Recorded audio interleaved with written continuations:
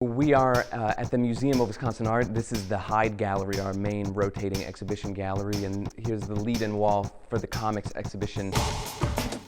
My name is J. Tyler Friedman. My title here is the Associate Curator of Contemporary Art.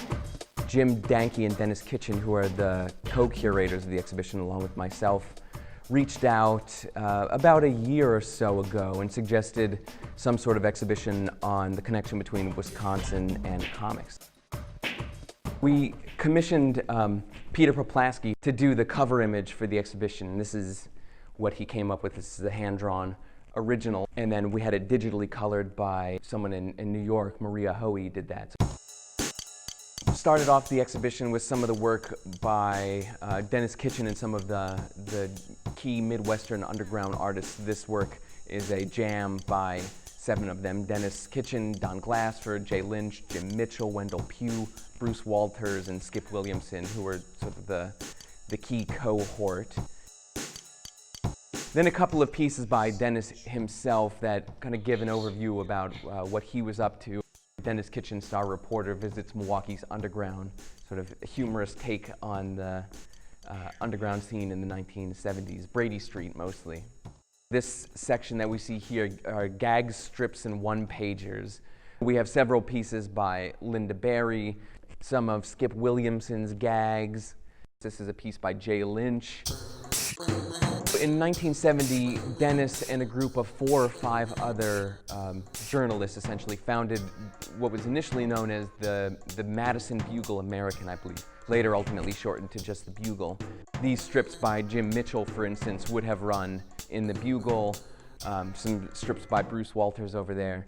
And they syndicated these things. They put them together and offered a package to other alternative underground newspapers across the nation.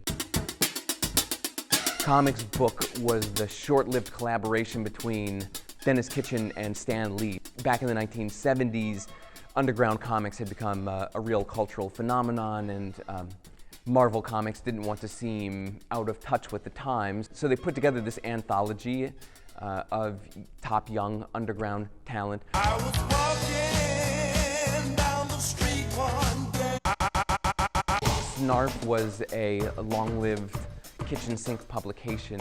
Dope Comics was another kitchen sink publication very much of its time. Here's a great Dennis Kitchen work, Major Arcana, which was drawn initially as an album cover.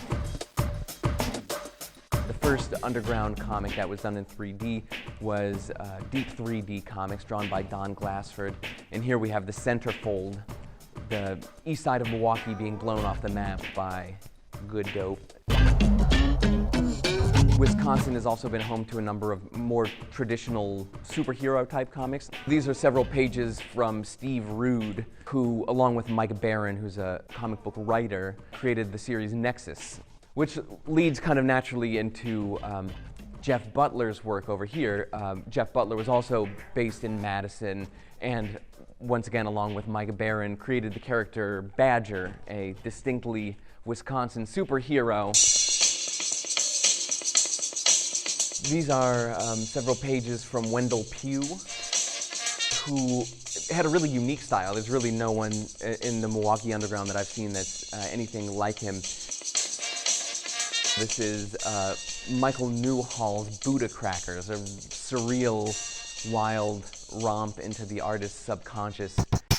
So the next section is graphic novels. The work that really incited that development was Will Eisner's A Contract with God, which was published by Kitchen Sink Press in its 2nd edition. After The Contract with God, many other graphic novels that come out. One of the most notable is Kings in Disguise, art by Dan Burr, written by James Vance. Linda Barry is, of course, a well-known entity these days. In 2019, just recently, she was awarded a MacArthur Genius Grant. This is from a publication called What It Is. I hadn't realized before the extent to which she's using glitter and shiny objects that really bring the works to life when you see them under lighting like this. One other work that we have in the graphic novel section is a piece by John Porcellino, who's a Beloit-based artist who, since I believe the late 80s, has been putting out a publication called King Cat Comics and Stories. So the selection that we have on the balcony, a section that we call the national reach of Wisconsin comics, and basically it includes works by well-known artists, recognizable names, who weren't born in Wisconsin, who weren't living in Wisconsin or working in Wisconsin, but who Wisconsin has some sort of claim to. And in most cases that's because Dennis Kitchen was publishing their work or republishing historical comics. Here's a cover of Snarf that Will Eisner drew, which has his famous character, the Spirit, bursting in on Milwaukee's underground comic scene. This is a piece from a jam that they did, an old Spirit strip that had never been realized, and Dennis and a number of other artists then brought it to life.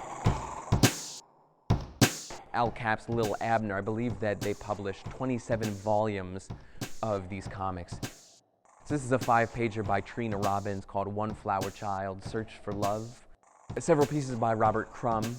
Crumb's A Short History of America piece, then some letterhead that he did for Kitchen Sink Press depicting the barn in Princeton, Wisconsin that the company was based out of. Finally, the hand-lettered introduction to Kurtzman comics, which was put here because it leads right into Harvey Kurtzman, 4-pager The Grasshopper and the Ant. We end with Kurtzman's longtime compatriot Will Elder, a cover for Snarf, which is a takeoff of Géricault's The Raft of Medusa, which instead of having shipwrecked French sailors has members of the counterculture awash in the 1980s. The exhibition, for the first time in MOWA's history, has been split between 2 locations. There's a fairly large selection of work down in downtown Milwaukee at St. Kate the Arts Hotel.